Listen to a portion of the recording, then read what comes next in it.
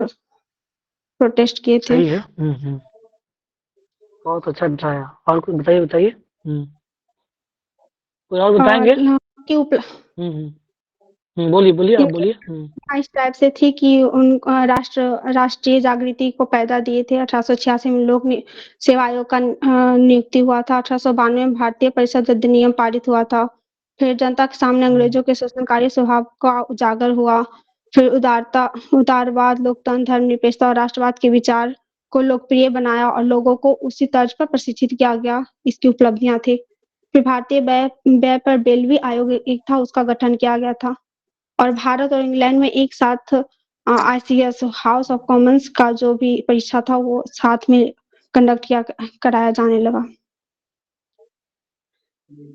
बहुत बेहतर ट्राई। तो आलोचनात्मक देखिए पहलू ये ये जो था ये हुँ, प्रार्थना और याचिका पद्धति पे किया जा रहा था। मतलब उन लोग कोई विरोध नहीं कर रहे थे। पहले प्रार्थना करते थे, उसके बाद शपथ पत्र देते थे, उसके बाद में स्मरण दिलाते थे। नहीं कुछ होने पे प्रतिनिधि मंडल बनाते थे, लेकिन वो कोई विरोध नहीं कर रहे थे। उनका ये विश्वास था कि जो ब्रिटिश शासन है वो हमारे लिए अच्छा चाहते हैं, बट जो भारत का ब्रिटिश कानून है वो सही नहीं चल रहा है। क्योंकि जो भी इसमें उदारवादी नेता थे वो कहीं ना कहीं पश्चिमी शिक्षा से प्रेरित थे और हुँ, मतलब एक अच्छे मतलब उच्च स्तरीय लोग आते थे जो कि पढ़े लिखे थे, और जो पश्चिमी स्तर के थे तो उन्हें लगता था कि ब्रिटिश हमारे लिए अच्छे हैं। तो इस वजह से उनकी जो भी नीतियां अपनाई गई थी हम मांगों के लिए ओक वो हुँ, आलोचनात्मक। ओके, बहुत अच्छा, वेल ट्राइड, बहुत ही बेहतर। ये और क्या नाम है आपका? सर काजल। क्या नाम है आपका? काजल सर। हुँ, बहुत ही बेहतर। Okay, okay. और कोई पढ़े हैं? एक क्लैपिंग तो बनता है इसके लिए। आप लोग क्लैप करें, एटलीस्ट क्लैपिंग करें, पढ़ तो सकते नहीं हैं तो क्लैपिंग कर दीजिए।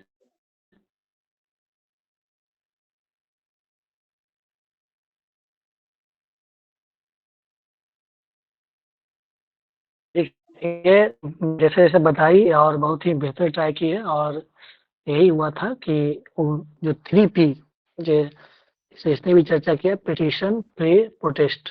देखिए हमने भी लिखा है, दिख रहा है आपको? Yes sir.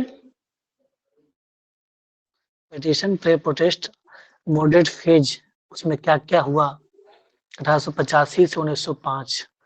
कौन-कौन सा इनका प्रिंसिपल था, लिबरल था, नॉन वायलेंस था, नॉन सेक्रेट लिबरल मतलब उदारवाद, नॉन वायलेंस मतलब अहिंसा, नॉन सेक्रेटेरियन मतलब किसी भी क्लास को सपोर्ट नहीं करना, डेमोक्रेटिक, लोकतांत्रिक, progressive in fascistic idea, forward looking, egalitarian, समानतावाद, सोशलिस्टिक, संवैधानिक, जैसा कि काजल ने बताई भी, एंटी कॉलोनियल, उपनिवेशवाद के अगेंस्ट होना, इकोनॉमिक क्रिटिक। तो ये सब उस समय का फेज रहा, लेकिन इसको कैसे आंसर लिखना है। अब देखिए आपका प्रश्न जो है क्रिटिकली एग्जामिन करना है कंट्रीब्यूशन ऑफ मॉडरेट फेज। तो पहले एग्जामिन तो हम लोग करेंगे, लेकिन उससे पहले हम लोग को क्या करना है, आईएनसी के बारे में कुछ लिखना है। आईएनसी क्या है, इसका किस कब स्थापना किया गया, किस लिए किया गया, इसका क्या मोटो रहा, हल्का सा इंट्रोडक्शन दे देंगे, उसका क्या सिग्निफिकेंस रहा, क्या ऑब्जेक्टिव था आईएनसी स्थापना करने का, उसके बाद इसका क्या प्रिंसिपल रहा था, कौन-कौन सा मेन बेसिक प्रिंसिपल रहा। तो ये जैसे हम दिखा रहे हैं ये डायग्राम, कौन-कौन सा इसका मेन बेसिक प्रिंसिपल था, उस आधार पे ये बनाया गया था। और सबसे बड़ी बात ये है कि उस जो ब्रिटिश दौर में उसमें भी एक संगठन बना करके और अपनी आइडियाज़ को डिसेमिनेट करना भी एक बहुत बड़ा चैलेंज था। तो कहीं न कहीं हम लोग जो स्वतंत्रता आंदोलन जो किए हैं, तो उसमें ये आईएनसी का बहुत बड़ा योगदान रहा, खास करके मॉडरेट फेज का। मॉडरेट फेज का इस योगदान इसलिए रहा क्योंकि एक स्टार्टिंग जो सीड जो दिया है, हम लोग के बीजारोपण तो यही किया। और जो फिलॉसफी जो प्रिंसिपल जो था लिबरल का, ये सब जो देख रहे हैं आप, जो वैल्यूज, ये वैल्यूज हमारे संविधान में भी है, हमारे लॉज में भी है, तो हम लोग हमेशा प्रयास किए हैं कि जो मोरल प्रिंसिपल वैल्यूज है उस पे हमेशा एक तरह से रहें, उस पे उसी के अकॉर्डिंग अलाइन होकर काम करें, ताकि हमारा जो बेसिक जो रहा है फ्रीडम स्ट्रगल का उसी के आधार पर रहा है। हाँ, उसमें कमी ये था कि हम लोग उतने वायलेंटली अपोज नहीं कर पाते थे, उतने वायलेंटली अपोज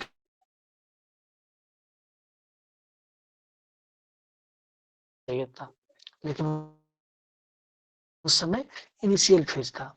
1857 में हम लोग ने अपोज किया था, लेकिन सस्ता उनको पता था, चाहे वो आपके गोखले जी हो, दादा भाई नेहरू हो, डब्ल्यू.सी. बनर्जी हो, फिरोज शाह मेहता हो, पता था।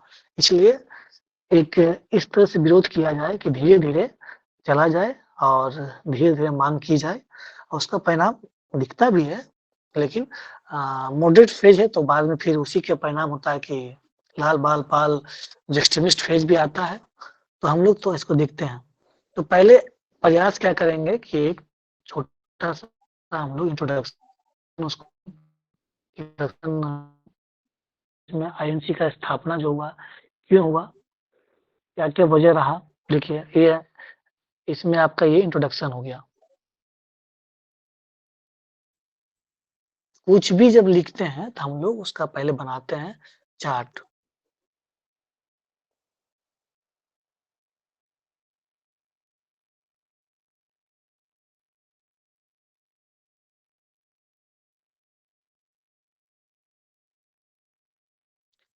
तो इसमें चार्ट क्या-क्या बनेगा?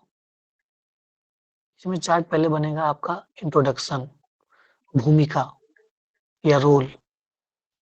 दूसरा बनेगा क्रोनोलॉजिकल जो इवेंट होता है, उसमें 1885 में दिख रहा होगा यहाँ पे, देखिए यहाँ दिख रहा है ना, दिसंबर 1885 में एस्टेब्लिशमेंट हुआ है ओयूएम के द्वारा। 1878 उसमें कौन-कौन मेंबर थे? 100 मेंबर थे। गोकुल दास, ये कौन-सा कॉलेज है वहाँ पे है, वहीं पे बम्बई में स्थापना किया गया था। तो हम प्रयास देख रहे हैं कैसे करते हैं कि एक डायग्राम के रूप में, ताकि याद भी रहे और जो एग्जामिनर है उसको देखने में भी अच्छा लगे और मतलब ध्यान तुरंत जाए वहाँ पे।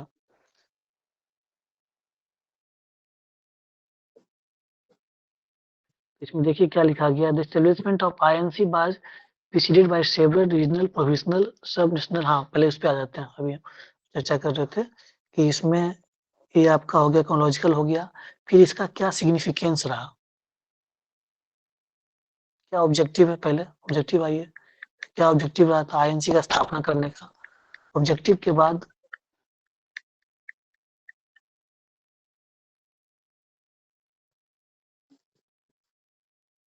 सिग्निफिकेंस एंड फीचर्स, और साथ ही साथ उसमें जो उनका हिंदी वाले कौन-कौन सा हैं, बेसिक प्रिंसिपल। हाँ, बोलिए सर। जी, जो हिंदी वाले हैं वो बहुत ही टफ वर्ड नहीं है, ठीक है सर, हिंदी में भी बोलते ही रहते हैं, तो तो उसको बस बोलते हैं देखिए। हाँ, बोलिए बोलिए। लगातार देखिए सर, लगातार बाइलिंगुअल बोल रहे हैं, जो हिंदी वाले बच्चे हैं वो भी ध्यान रखेंगे, ये बहुत टफ वर्ड नहीं है। एटलीस्ट आप सर के साथ साथ इंग्लिश वर्ड को सीखते तो जा ही रहे हैं, और सीखना बहुत आवश्यक है आपके लिए। बाद बाकी हिंदी में बोल रहे हैं और हिंदी हमारी भाषा है, तो पढ़ने में भी कोई दिक्कत नहीं है। हाँ, टॉपिक पीडीएफ वगैरह मिलेगा, उसके लिए आप चिंता क्यों कर रहे हैं, वो सारा मैनेजमेंट का काम है, हर चीज मिलेगा आपको। थोड़े दिन रुक तो जाइए, धीरे धीरे सारी चीजों देखिए, को व्यवस्थित करके आपको दे दिया जाएगा। इंट्रोडक्शन हो गया, रोल हो गया मतलब भूमिका। दूसरा क्रोनोलॉजिकल इवेंट, क्रमानुकालिक घटना। ऑब्जेक्टिव, क्या ऑब्जेक्टिव रहा आईएनसी का स्थापना करने का। सिग्निफिकेंस, फीचर्स, क्या क्या सिग्निफिकेंस रहा, और क्या क्या मूल प्रिंसिपल था जो आईएनसी का स्थापना होता है, उसमें खास करके जो हमारा मॉडरेट फेज है 1899 से 1905। उसके बाद क्रिटिक्स। तो इसमें देखिए क्रिटिकली एग्जामिन है, तो पॉजिटिव भी लिखेंगे और निगेटिव भी लिखेंगे, और भी कम से कम एक पेज पॉजिटिव 1.5 पेज भी लिख सकते हैं, लेकिन उसमें नेगेटिव भी लिखाएगा। कम से कम नेगेटिव मान लिया अगर 5-6 पॉइंट दे रहे हैं, तो पॉजिटिव में तो अपना दीजिए 7-8 पॉइंट दीजिए, लेकिन वो एग्जामिन का मतलब दोनों बात लगभग 2-2.5 पेज का होना चाहिए। तो उसके बाद हम लोग इसके बाद देंगे कंक्लूजन। ये आपका बेसिक फ्रेम हुआ। जब भी आप प्रश्न करें ना, तो रफ में ऐसे बना लें क्या क्या हम करेंगे, पहले लिखेंगे, उसके बाद अब ऑब्जेक्टिव में ही या फीचर्स है, इसका क्या क्या प्रिंसिपल्स है, डेमोक्रेटिक है, लिबरल है, इसके अलावा आपका नॉन सेक्रेटेरियन है, यही लिख लिए, ताकि जब आप प्रश्न जब कॉपी पे लिखते हैं तो उस समय जो कीवर्ड से ध्यान आना चाहिए। और जैसे लिखना प्रयास कर रहे हैं तो उसमें ब्लैंक हो जाता है आदमी। जैसे लिखना है, कोई प्रश्न लिखना है, झट से 1 मिनट में रफ तैयार कर लिए। ये हो गया आपका रफ डायग्राम। अब बाकी आप शुरू करिए, इंट्रोडक्शन में दीजिए स्थापना कब हुआ, उसके उसमें ह्यूम था, और उससे पहले क्या क्या पॉलिसी है, लॉर्ड रिटर्न पॉलिसी है, फिर क्यों ऐसा हुआ, कॉलेज के लिए थोड़ा सा उसमें बता दीजिए। उससे पहले कौन कौन संस्था था, लैंड लॉर्ड्स, बहुत सारा संस्था भी था उससे पहले। तो आप देख रहे होंगे यहाँ पे, देखिए इससे पहले और भी बहुत सारा संस्था, ज़्यादा नहीं, तो बहुत डिटेल में है, आप शॉर्ट में दे दिए, शॉर्ट में बता देंगे कि हाँ भाई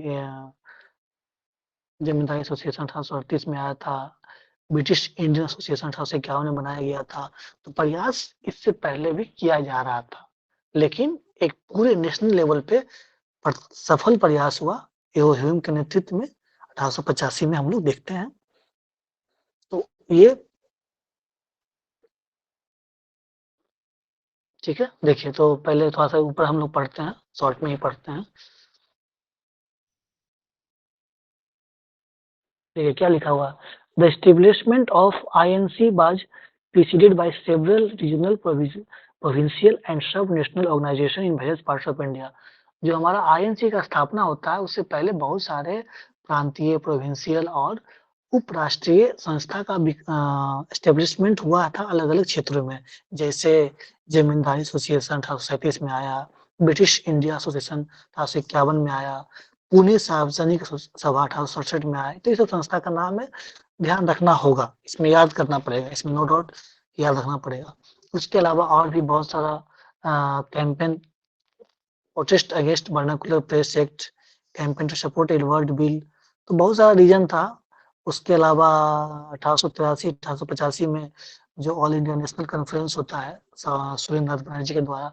तो कुल मिलाकर क्या क्या फैक्टर बना, एक शॉर्ट में यहाँ इंट्रोडक्शन में चर्चा किया गया है। उसके बाद कैसे कैसे इसका क्रोनोलॉजी बढ़ता है, 1885 में दिसंबर से 1885 में फिर एस्टेब्लिश करते हैं, कौन कौन मेंबर होते हैं।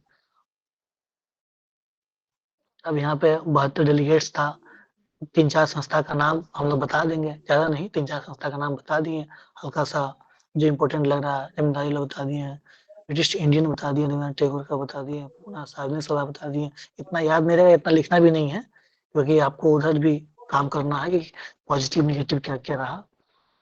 इधर है आपका, देखिए ऑब्जेक्टिव, क्या क्या ऑब्जेक्टिव रहा, क्या ऑब्जेक्टिव था आईएनसी का। पहला नंबर तो सबसे बड़ा बात था कि पैन इंडिया ऑर्गेनाइजेशन, एक नेशनल लेवल पे एक संस्था बनी to found democratic nationalist movement, लोकतांत्रिक और साथ ही साथ राष्ट्रवादी मूवमेंट हो। इसके अलावा politicise and politically educate people, जब तक आप जनता को पॉलिटिकली पोलिटिसाइज नहीं करेंगे, उसको एक्टिवेट नहीं करेंगे, उसको अवेयरनेस नहीं देंगे, तो कुछ संगठन के कुछ लोगों से तो नहीं चलेगा, विरोध नहीं होगा।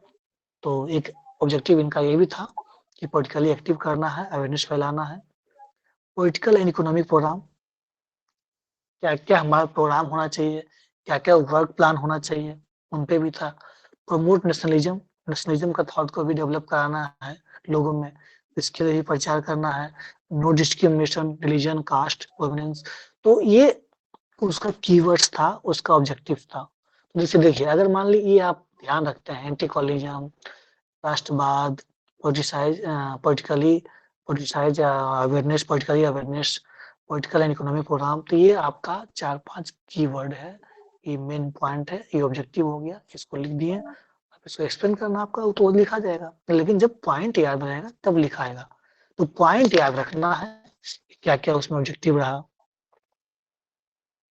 इसी में 2 थ्योरी भी था, मिथिकल थ्योरी और रियलिस्टिक थ्योरी।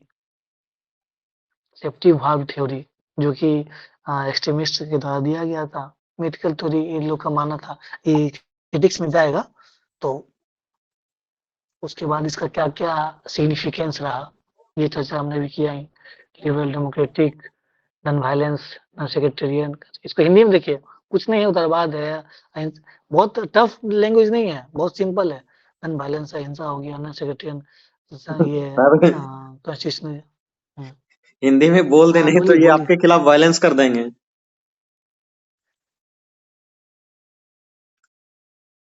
जो भी टर्म है उसको हिंदी में भी बोल देने तो आपके मतलब खिलाफ भी वायलेंस हो सकता हाँ, है। हाँ, डेमोक्रेटिक, लोकतांत्रिक, कॉन्स्टिट्यूशनलिज्म, संवैधानिक, प्रोग्रेसिव इन फ्यूचर या फॉरवर्ड लुकिंग। मतलब जो भविष्य में एक तरह से क्या होता है, जो कि फ्यूचर प्लानिंग करते हैं। भविष्योन्मुखी। वो भी उनका था कि आगे, हाँ, इलेक्ट्रियन इक्वलिटी, समानतावाद सोच। उसके अलावा है आपका एंटी कॉलिज्म, तो उपनिवेशवाद के अगेंस्ट होना। तो ये बहुत ज्यादा टफ नहीं है। और इसी में देखिए यहाँ पे हम लिखे थे इसका प्रिंसिपल क्या था, पिटीशन पे प्रोटेस्ट। तो ये आपका बेसिक उसका फीचर्स रहा कि एक तो ऑब्जेक्टिव हो गया, ऑब्जेक्टिव के बाद क्या क्या इसका प्रिंसिपल्स था, कौन कौन प्रिंसिपल पे इनको काम करना है, और एक तरह से हमें क्रिएट करना है, जर्मिनेट करना है, उसका बात किया गया था। उसमें बहुत सारा एफर्ट आप देख रहे होंगे। पब्लिक सर्विस कमीशन है, इंडियन काउंसिल एक्ट है, बेवली कमीशन अपॉइंट किया गया था। तो ये प्रयास था कि, तो ये सब पॉजिटिव में आएगा। तो इतना हो गया ना, उसके बाद अब हम लोग क्या करेंगे, जैसे इतना लिख देंगे हम लोग, तो ये हो गया ठीक ठाक। आपने ऑब्जेक्टिव भी बता दिया, सिग्निफिकेंस बता दिया, इंट्रोडक्शन कर दिया। अब आ जाएंगे पॉजिटिव निगेटिव में, तो ये सब पॉजिटिव में आएगा। और भी बहुत सारा काम हुआ था, पॉजिटिव पॉइंट में आएगा कि क्या क्या हुआ। और निगेटिव में जैसे तो इम्पोर्टेंट तो ये है ही कि पिटीशन, प्रे, प्रोटेस्ट, और भी बहुत चीज है कि एक पूरा ऑर्गेनाइजेशनल लेवल पे नहीं था। कुछ सेक्शन, सोसाइटी के कुछ सेक्शन, जैसे खास करके जो इंटेलेक्चुअल्स थे, लॉयर थे, वही भूमिका निभा रहे थे। सभी सोसाइटी के सभी लोगों का रोल नहीं था। जो एक्सट्रीमिस्ट पीपल थे, उनके भी आइडियाज को इंक्लूड करना था, वो नहीं किया गया था। तो क्रिटिक्स है, सब क्रिटिक्स तो लिखना है, लेकिन हमेशा प्रयास करना है, कहीं भी प्रश्न है ना तो क्रिटिक्स देना है, लेकिन कम देना है, ज्यादा पॉजिटिव ही देना है। अब खास करके ये सब फ्रीडम स्ट्रगल वाले में तो पक्का क्रिटिक्स देना है, लेकिन कम देना है। उसके बाद डायग्राम भी बना दीजिए, एक दो कोट्स है उसको डाल दीजिए, नॉन बैलेंस पे डाल दीजिए कोट्स। गांधी जी का भी डाल सकते हैं, किसी का डाल सकते हैं। मान लिया आपको एक्सट्रीमिस्ट फेज का, सुभाष चंद्र बोस का भी डाल सकते हैं। उस समय बाल गंगाधर तिलक थे, का एक दो कोट्स डाल दीजिए। डायग्राम बना दिए, इंडिया का मैप बना दिए, कहाँ पे स्थापना हुआ। ये एक्सट्रीमिस्ट का है। तो हमने जो नोट्स बनाया है वो ओवरऑल बनाया है कि किसी भी तरह का प्रश्न आए तो उसमें आपको इस तरह का नोट्स बनाना है कि जैसा प्रश्न आए उसके अकॉर्डिंग हम लोग ढल जाएंगे। तो पूरा पढ़ा हुआ होना चाहिए, तभी तो ढलेंगे ना। ये देखिए उसमें क्या क्या, आखिर फिर एक्सट्रीमिस्ट का क्यों राइज हो गया, बहुत सारा बात है उसमें। देखिए डायग्राम है, कैसे कैसे पूरा डायग्राम बना दिया, वर्ल्ड का ही डायग्राम है, कैसे कैसे विकास हुआ, कहाँ कहाँ, कनाडा में भी था, अमेरिका में भी था। हम लोग बाकी तो पंजाब, महाराष्ट्र हम लोग थे ही, डायग्राम बना दिए हैं। तो ये सब काम कब होगा, जब पहले अच्छा खासा आपके पास नोट्स होगा। बताइए किन्हीं को, ये मैंने ओवरव्यू दिया, किन्हीं को इसमें कुछ पूछना है, कैसे प्रश्न लिखा जाता है, क्या प्रश्न था, बताइए, कोई डाउट से बताइए। डाउट बिल्कुल होते ही नहीं है, क्योंकि दो तरीके के बच्चे हैं। एक तो जो बच्चे हैं मेंस देने वाले, मेंस दे चुके हैं, उनको डाउट होता नहीं है। अरे दू, आप दू, तो दू, दूसरे आप तो ऐसे, टॉन्ट ही करते हैं बच्चे पे। और दूसरे ऐसे अरे बच्चे आप तो होते, पढ़ लो भाई। हाँ, हाँ, दूसरे ऐसे बच्चे होते जो पढ़ते ही पढ़ नहीं के ही नहीं है। आए। प- तो डॉट कहाँ पढ़ के से ही नहीं होगा? आते हैं। हम्म। तो या तो आर या पार, बीच में सर कोई है ही नहीं। हाँ, बोलिए बोलिए।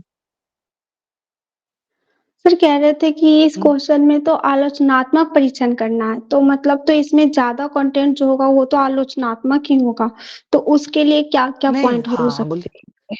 उसमें उसमें नेगेटिव देना है, लेकिन पॉजिटिव भी रहेगा ना, दोनों लिखना है। और उसमें का मतलब दोनों लिखना है, सब थोड़ी किसी पे आप नेगेटिव बात लिख दीजिएगा, दोनों लिखाएगा। और नेगेटिव चीजें हमको देखिए, शुरुआत इट तो करना है वो हाँ, पॉजिटिव से करना है, और हाँ उसके पॉजिटिव तो लिखना है, जैसे लास्ट नहीं। हाँ बिल्कुल। अगर ढाई देखिए, जो एक से पहले हम लोग इंट्रोडक्शन दे दिए, ठीक, एक पेज में इंट्रोडक्शन हो गया, दूसरा पेज हमने ऑब्जेक्टिव बता दिया क्या, या दूसरा पेज में हमने थोड़ा सा चर्चा कर दिया जो उसका क्रोनोलॉजी है, कैसे कैसे स्थापना है उससे पहले, और कौन कौन सी इंपॉर्टेंट संस्था है। फिर उसके बाद उसका ऑब्जेक्टिव दे दिए, ऑब्जेक्टिव देने के बाद क्या क्या इसका कौन कौन सा प्रिंसिपल पे बेस्ड था, क्या फीचर्स रहा, उसके बाद ये खत्म हो गया। जो आपने आईएनसी के बाद जितना बताना था आपने बता दिया। अब बहुत है तो उसमें चर्चा कर देंगे कि 2 फेज था, मॉडरेट फेज था, एक्सट्रीमिस्ट फेज था। उसके बाद आप आ जाएंगे, एक तरह से आपका प्रश्न जो है क्रिटिकली एग्जाम में, तो उसमें ये वही चीज प्रश्न आ रहा, लेकिन पॉजिटिव बात ये लिखाएगा कि क्या क्या उन्होंने किया आगे के लिए, कितना कितना एक अच्छा बेसिक प्रिंसिपल वैल्यूज उसके बारे में चर्चा किया।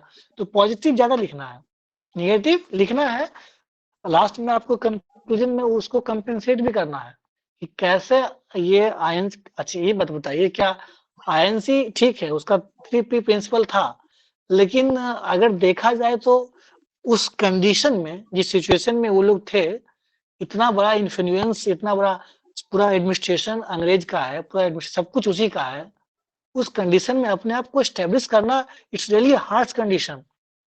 अब सपोज करिए इंडिया जब आजाद हुआ था उस समय किसी चीज को स्टेब्लिश करना, अभी स्टेब्लिश को उठाना, दोनों बहुत अंतर होता है। तो उसको आप उतना भी आप नहीं ये कर देंगे कि कुछ किया ही नहीं, नहीं बहुत कुछ किया। और हाँ, प्रिंसिपल उतना इतने अच्छे प्रिंसिपल दिए, उस प्रिंसिपल में भले हम लोग पूर्ण रूप से इम्प्लीमेंट नहीं, दोनों का सहयोग था, जितना अगर उदारवाद का भी सहयोग था उतना ही एक्सट्रीमिस्ट का था, लेकिन दोनों का अपने आप में एक अहम रोल था। इसलिए आपको हल्का सा पॉजिटिव, हल्का सा निगेटिव करना। निगेटिव में मान लिया आपने 5 पॉइंट लिखा, 3P का चर्चा किया, बताया ना कि कुछ सोसाइटी के कुछ सेक्शन पार्ट लिए, ये जो डेवलपमेंट रियलिस्टिक थ्योरी जो बात कर रहे हैं वो उस तरह का नहीं हुआ जो एक्सट्रीमिस्ट की बात करते थे। इनका कहीं ना कहीं ये काल्पनिक थ्योरी रह गया, इमेजिनेटिव थ्योरी। इस पे भी आ गया कि फोकस ऑन मोर काल्पनिक उसको बोलेंगे, इमेजिनेटिव। तो डिपेंड, उसमें 4-5 पॉइंट डाल देना है, हो गया। बाकी मेन पॉजिटिव जो चीजें हैं उसको लिखना है। हाँ, कंक्लूजन में उसको जो आप लिखे नेगेटिव 5-6 पॉइंट लिखे हैं उसको भी थोड़ा सा कंपेंसेट करिए। हाउएवर, हालांकि जो उनका योगदान रहा है लास्ट में उसको ऐड करिए। हमेशा प्रयास करना है कि क्रिटिकली है तो ठीक है, लेकिन निगेटिव लिखाएगा, लेकिन उतना ही लिखाएगा जितना, बहुत ज्यादा नहीं कर देना। तो फिर उसमें ये होता है एग्जाम में, ये तो पूरा निगेटिव थॉट्स वाला ही आदमी है, वो भी नहीं होना चाहिए। और स्वाभाविक सी बात है कि बोल तो रहा है, बहुत बार बोल रहा है, कुछ भी कर ले। जो कंपेंसेट होता है ना, जब हिंसा होता है ना, तो हिंसा को वही, जो हिंसा वाली चीजें है वही कंपेंसेट करती है। अब मान लिए दोनों लड़ाकू किस्म का ही रहता है, तो फिर अगर फिर अंग्रेज भी लड़ाकू हो जाएगा तो फिर संभालेगा कौन उस कंडीशन को? संभालने वाला तो वही, फिर उदारवाद भी आएंगे बीच में, तभी चीजें संभलेगी। तो 3P था, लेकिन और भी बहुत कुछ उसका योगदान है जो कि हमने बताया, है ना? बताइए, यस सर। समझ में आया? हमेशा प्रयास यस सर। करना, कोई भी प्रश्न ऐसा हो तो उसको लिखेंगे निगेटिव, लेकिन 5 निगेटिव लिखेंगे तो 10 पॉजिटिव लिखेंगे। हाँ रुपेश सर। बिल्कुल, अब तो लगता है बच्चे थोड़ी देर में बेहोश भी हो सकते हैं, इसलिए अब नहीं पढ़ाया जाए। क्या ऐसा ही है क्या? नहीं तो नहीं, हो गया सर, टाइम हो गया। वो बच्चे को बेहोश, जोक सपाट अलग बात है, टाइम हो गया है। वो पूछ लें कि किन्हीं को टाइम कोई हो डाउट गया तो। वगैरह है या फिर कुछ बोलना चाहते हैं अच्छा तो। तो ये बताइए रुपेश सर कि कितने लोग लिख के लाए थे प्रश्न? 1 दो 2? दो 3 लोग